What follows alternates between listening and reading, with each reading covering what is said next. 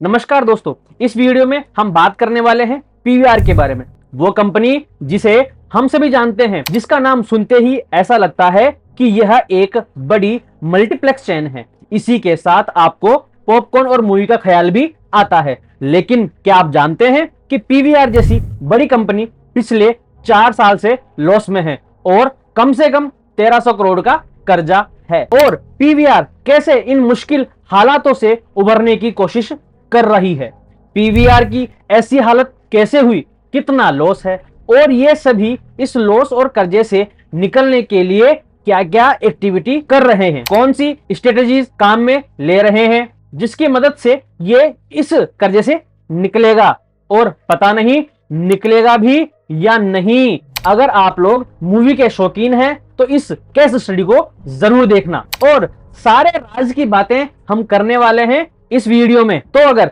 Video आपको पसंद आए तो वीडियो को लाइक कर देना और एक छोटा सा कमेंट करके बता देना कि क्या चीज अच्छी लगी और क्या कमी रही और अगला टॉपिक किस पे सुनना चाहते हैं। आपके कमेंट का मुझे हमेशा इंतजार रहेगा। जैसा कि आप लोगों को पता है कि पीवीआर पिछले कुछ सालों से काफी मुश्किलों का सामना कर रहा है, लेकिन दोस्तों जैसे स्त्री 2 अपने अनोखे अंदाज और मनोरंजन से सभी के दिलों पर छा गई थी, उसी तरह पीवीआर भी अपने दौर में सफलताओं की एक बड़ी कहानी रहा है।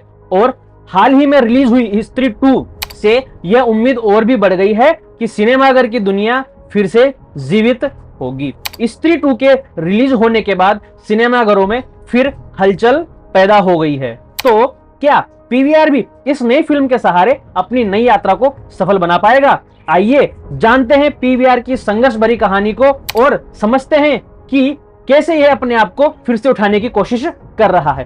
थोड़ा सा जानते हैं पीवीआर का इतिहास। तो सबसे पहले जान लेते हैं पीवीआर की शुरुआत कैसे हुई।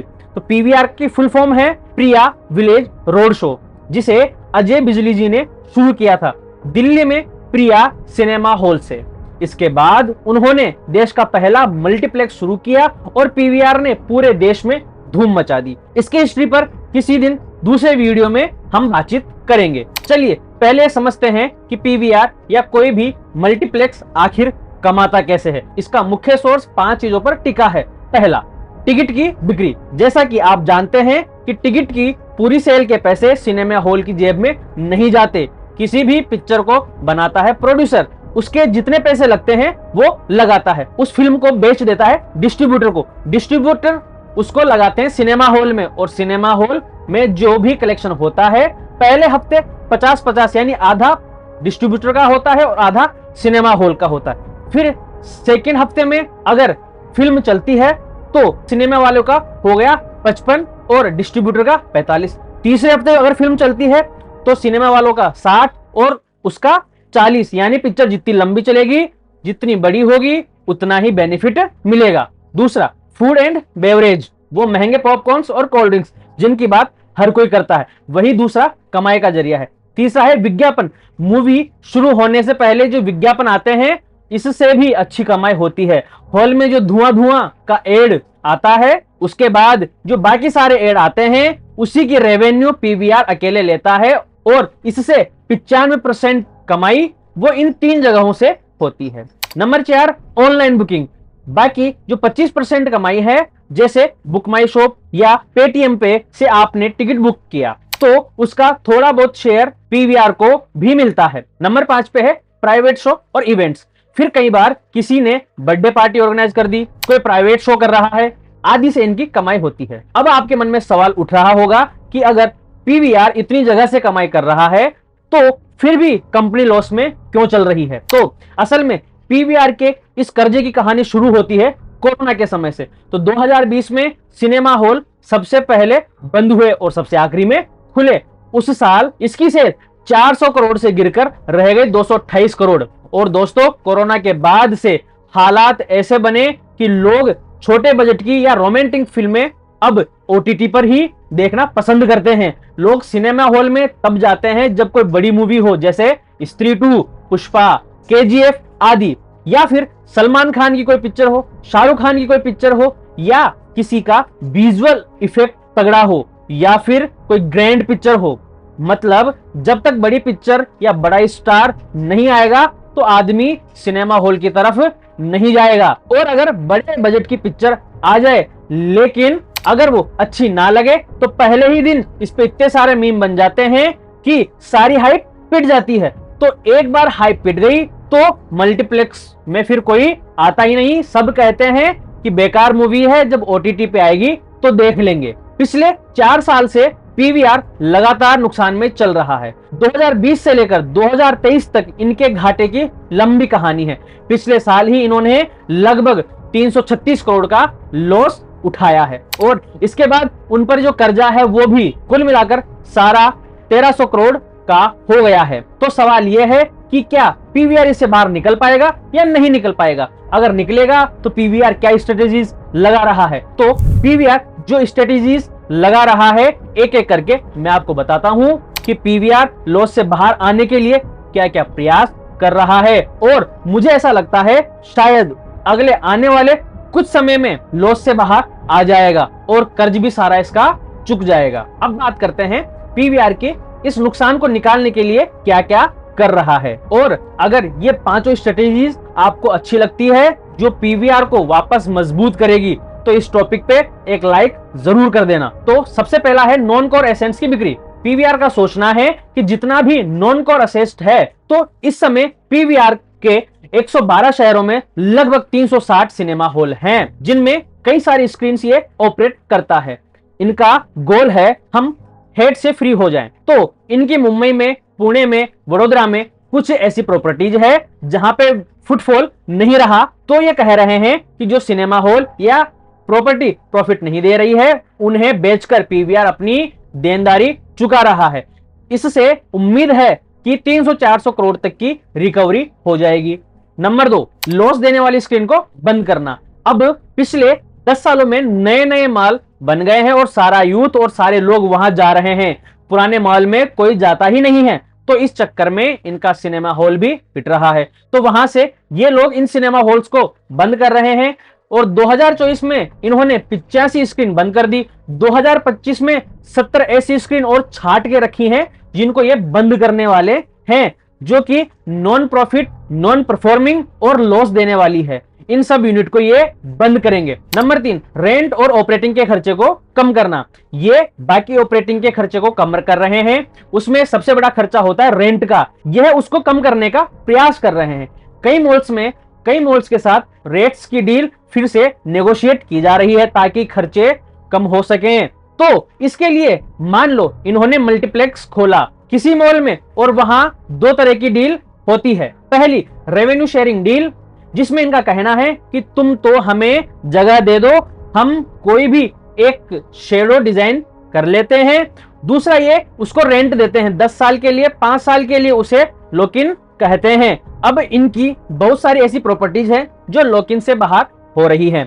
वो लॉक इन के 7 साल पूरे हो गए हैं। अब ये रिनेगन कर रहे हैं और कह रहे हैं कि या तो रेट कम करो, रेट कम मत करो तो कॉमन रखो, इसको बढ़ाना मत, जो रेवेन्यू रेशो है इसको कम करो तो हम तुम्हारे साथ कंटिन्यू करेंगे, नहीं तो हम तुम्हें छोड़ देंगे। Number 4, capital light model.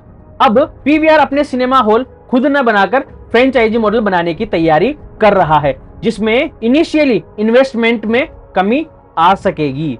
और इस मॉडल को होटल इंडस्ट्रीज में आप लोगों ने देखा होगा।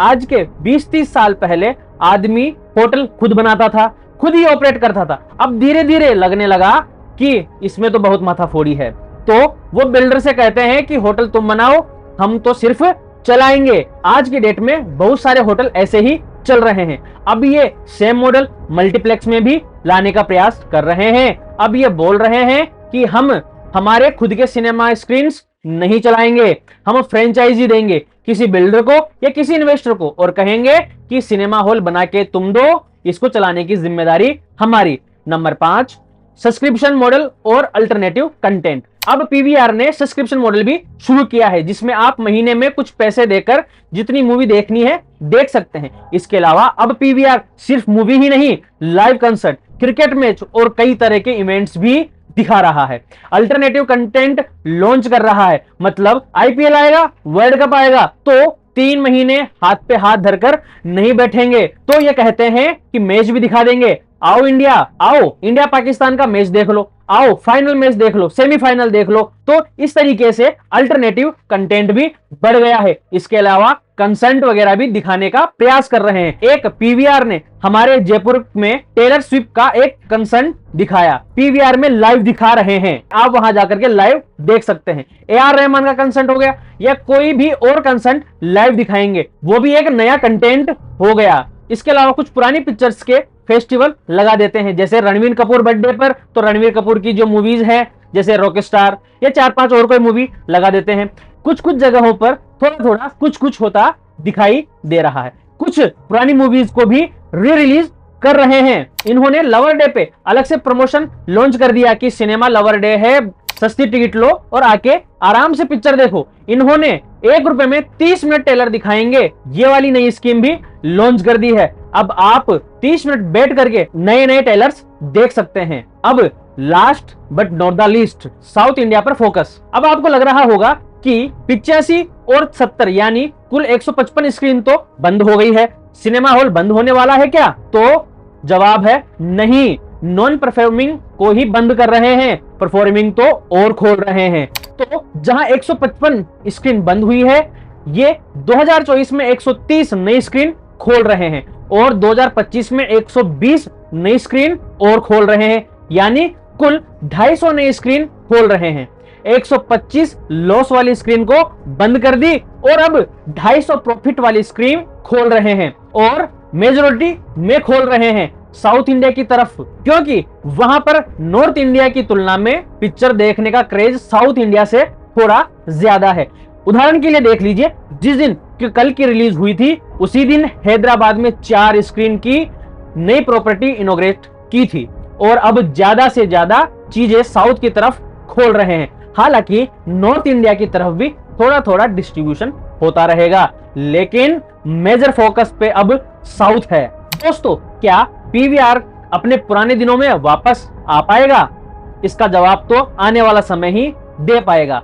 फिलहाल ये कंपनी बड़ी चुनौतियों से, बड़ी मुश्किलों से और बड़े कर्जों से गुजर रही है, लेकिन अपनी रणनीतियों पर भरोसा भी कर रही है। अगर पीवीआर साल में 10-12 बड़ी फिल्म जैसे स्त्री 2, कल की, एनिमल पाता है तो शायद वो इस नुकसान से उभर पाए, लेकिन सब कुछ इन फिल्मों और इनकी स्ट्रेटजीज पर टिका है।